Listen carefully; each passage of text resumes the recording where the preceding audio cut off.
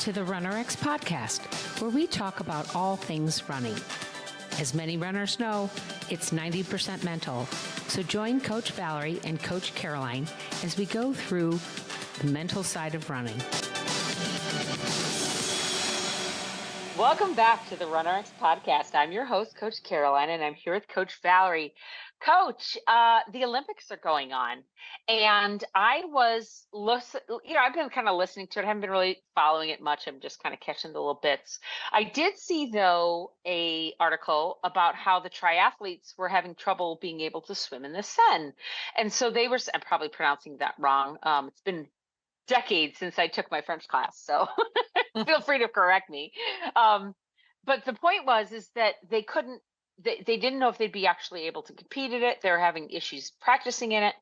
And then the officials said, well, we're going to change it to a duathlon instead of a triathlon. And I thought, oh my God, how disappointing. And about the same day or later that day, there was this half marathon, this big scuttlebutt about this half marathon that actually was the U.S. track and field person that has to put it together slightly wrong. So wound up being 12.6 instead of 13.1. And it wasn't a watch error where you actually didn't take your, corners correctly. We've all done it where you go, my watch says it's 13.3, right? But the actual, no, it's actually 13.1. This person, whoever did it, actually, the directors came back and said, no, sorry, your half marathon was 12.6. And all I could think was, wow, how as an athlete, how as a coach, do you coach through that? Okay, I've been training for years to do this triathlon, and maybe swimming is my thing.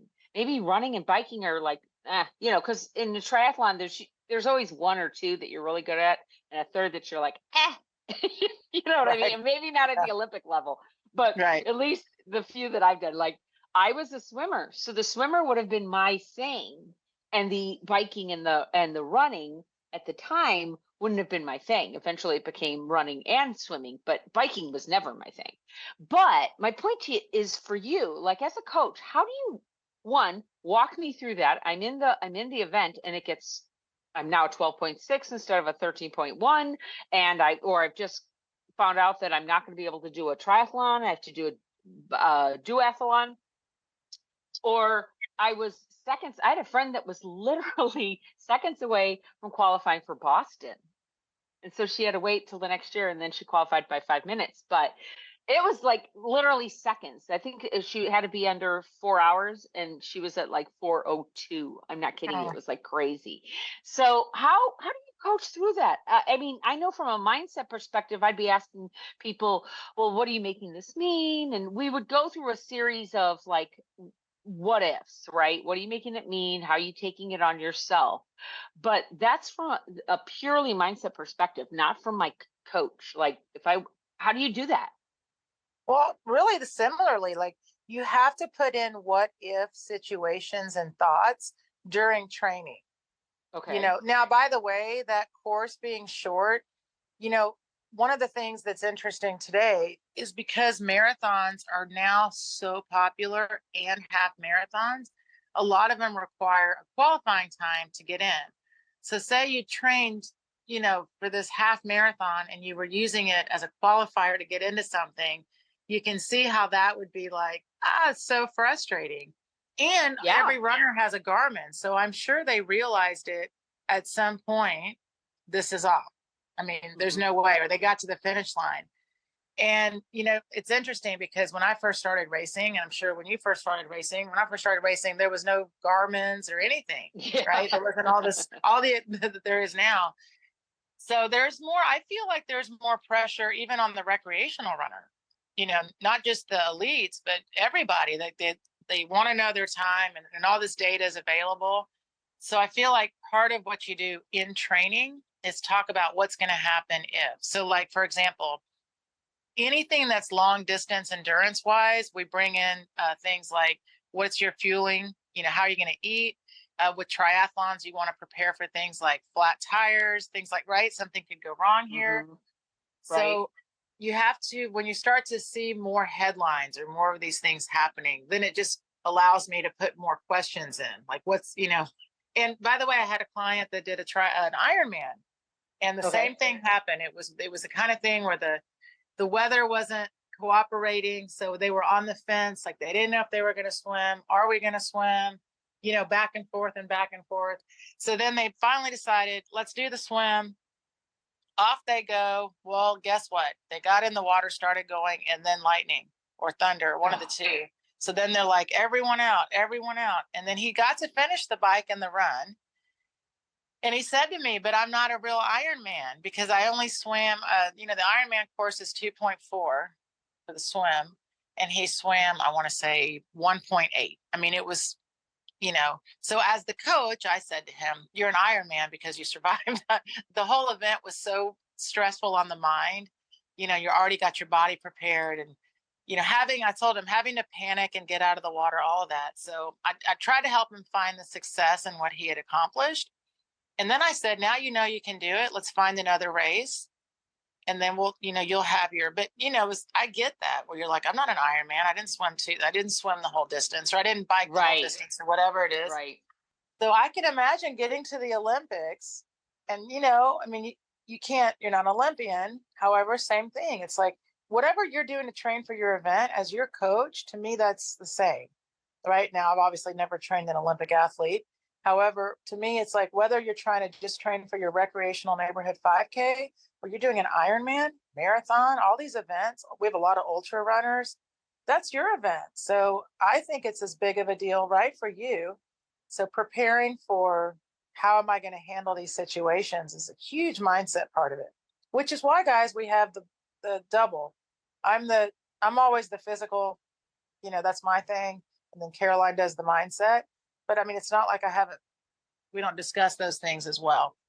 Right. And that's why we always say, like, I'm 80% mindset, 20%, physical. You're 80% physical, 20% mindset, because she's going to be the one that when you send in that gait analysis and say, this is what I'm training for, or this is what I'm worried about, she's going to talk back to you and give you that training. I'm going to be the one that when you post maybe in the group, or if you send in question, as I kind of send it over to Valerie, I might see some self-talk that's not going to help you. It's just not going to serve you. There is some self-talk, the what if self-talk. How am I going to get through this self-talk?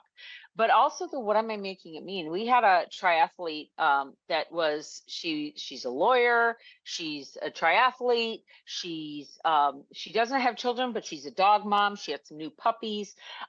This was just post-COVID, so there was a lot of issues and things on her mind as she was going through this. And she was talking about her training, and I had to kind of say, you're putting so much onto this race. And then we had to talk through why she was putting it on. And did she expect to, I had to just ask her, do you expect to win? Like, do you think you'll get your age group? Is that what you're shooting for? She's like, oh no, I just wanted to finish. And then why are you doing this to yourself? And why are you doing this to yourself now? Like her whole point was the timing of it too. I said, can't you just defer it to and she's like, well, I could. But then what she was making that mean, it was really amazing as we talked, what it was making it mean is that she was going to let people down. And I'm like, what people? Like, who are you letting down? And she kind of said Valerie, and I'm like, Valerie won't be let down. I won't be let down. Your husband won't be let down. Your dog won't be let down. Like, she was putting all this pressure on herself because of this made up thought of, I'm going to let people down. And it was really a wonderful conversation. And she did wind up deferring and had a much better race when she did it. But the point is, guys, this mental side of when you're training. And I think you've talked about it, Valerie. Kipchoge works through a lot of the mental stuff when he's training. Is that right? Am I getting that story right? And I mean, we're having this conversation like the Olympics just started, so we haven't gotten to see what happens with Kipchoge. Like, there's so much excitement going on with this marathon, with this whole Olympics, by the way. So this would be like, it hasn't happened. Well, it's happened after you've heard this, so you'll know, and I'll be, who knows? We'll know then. But, one of the things, in fact, right before we got on the phone, Caroline and I was telling her, there's a woman we're both friendly with, and her nephew is a runner in the Olympics. And so, of course, we don't know him, but we feel like we know him because we know his family. And he in Tokyo got fourth in his event. So, he did not get a medal. And now here it is 4 years later, and he got on the podium. He got a bronze, and the race he ran was so exciting. So his name's Grant Fisher. So exciting. He won he won bronze in the 10K, and he got to race with like his idol. The guy that won the gold is just a specialist in the 10K. And one of the things that they talked about Grant and his running is they said he has no fear. So he got right up in the front. He got himself up there, and then he stayed. Like, he hung on. It's like, I think 26 laps. It's either 21 or 26 for the 10K. It's a lot of laps. And he even tripped one time and recovered. Like, it was just the most exciting 10K race I've ever seen. And though, like, he has had to wait 4 years to get back to this race. So and it's like, we all watched Simone. Now, she did win gold. She's so incredible. And she got the yips in the last Olympics, and had to drop out. And all she's done is work on herself and her mental health. And she said that every morning she's with her therapist on the phone, online or whatnot. And she said, it's amazing how when you start to put other things, like, your person is more important than your sport, then you can handle these things in your sport so much better. So there's so much more conversation now, right, about the mental health and the, all of the, how you need to be self-positive. And by the way, guys, like, there's also, like, I had a friend one time, and she wanted to get to Boston, and she had tried 7 marathons, and failed. So I said, the marathon we picked was on purpose a faster, quote, faster marathon, which means it doesn't have a ton of hills. So I said, I'm going to meet you for the last 10K, and I'm going to pace you. And we had another friend that was going to pace her for the until I got there. Like, so she had to run the first half by herself, because I said, you need to start on your own. This is your race and this is your event, but we're going to help you finish and get to your goal line. So here I am at the last 10K, and she's hitting the wall. I mean, and everyone that's ever run a marathon knows, like, once you hit that wall, the self-talk is all you have. Like, you have got to get yourself to keep moving. So I, of course, being Valerie, first thing I do is I was like, we are going to do up, up, up, exhale. We're going to do up, 2, 3, breathe. Like, your only thought is up and breathe. So I'm like right next to her, and I'm like, because I, of course, am not tired. I haven't run 20 miles. So I'm just setting a pace and just having her focus. And then so our other friend ended up staying also, because she got caught up in the moment. So she was doing like the affirmations, like, you've got this, and come on, we can do it. And we're, and then I was doing like the metronome, like, up, up, up, like, yeah, exactly. We are going to do this. And then it was really funny, because she's like, Valerie, I don't know if I can up, up, up. And you're like, shut up. I don't want to hear you say that. And so I was like, all right, then we're just gonna say finish line. Like, we've got to keep you on this page. You don't have a second. Like, when you cross that line, it's going to be on the nose. So then I had to be a little tough love. Like, we don't have time for you to be tired right now. You can there's no time left. Like, we have to stay here. So it was funny, because I was rotating through. Physically, I just need you to breathe and pull your foot. That's all you have to do. And so I would come in with the ups, and then, of course, the other girl's like, you got this. And then I would have to say, you want to see Boston? And she made it, guys. She made it. Yeah. And it was like 2 seconds. And I'm not kidding. And so I'm telling you that there's so much, you find yourself in racing, right? What do I have? What am I made of? And a lot of people talk about, like, the pain cave and all these things, but also there's a lot of suffering.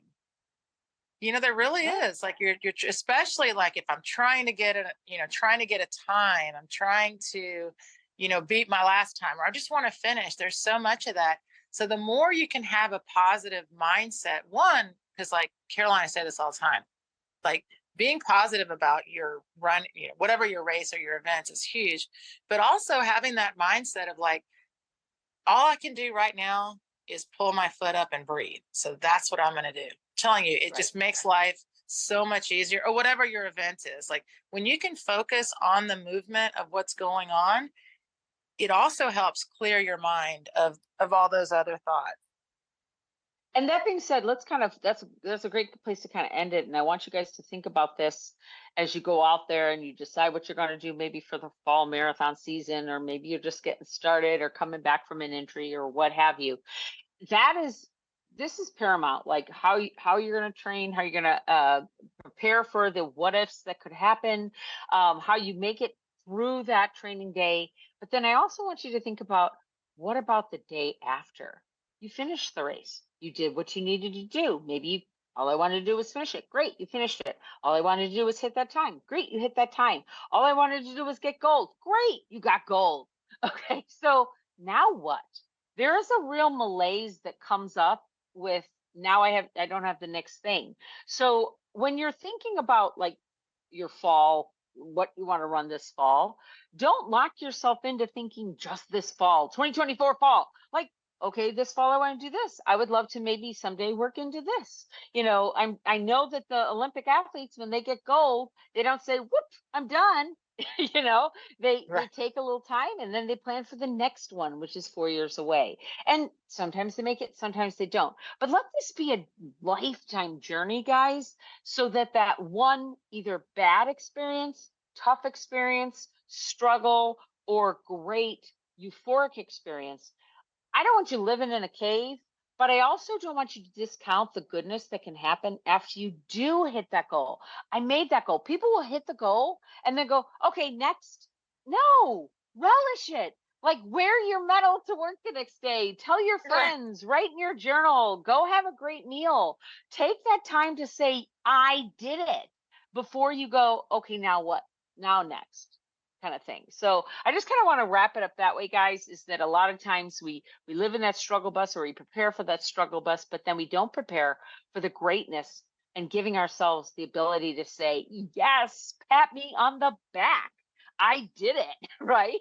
I met that goal. So basically, that's how I want to end the call today. If you are curious about RunnerX and you haven't followed us before and you're just coming across this, maybe we just got snuck into your feed somehow, we would love for you to take a look at our page. It's runrx.fit. That's RUN.FIT, RUNRX. Sorry, I spelled it wrong. RUNRX.FIT. I always get afraid I'm going to say .com. After 5 years, you'd think I'd get it. But go to our website, check out our membership if you're interested. We are putting together a new quiz. That's going to be an episode coming up. Go ahead and subscribe, because if you're listening to this today, we're going to be talking about some new concepts that we've been learning as we teach people around the world how to run pain-free. And we're going to be talking about that in the upcoming episodes. So hopefully you'll join us. Thanks, guys. Thank you for joining us on the RunRx podcast. If you'd like to know more, join us at www.runrx.fit. And if you have additional questions that you'd like answered on the podcast, email us at support@runrx.fit.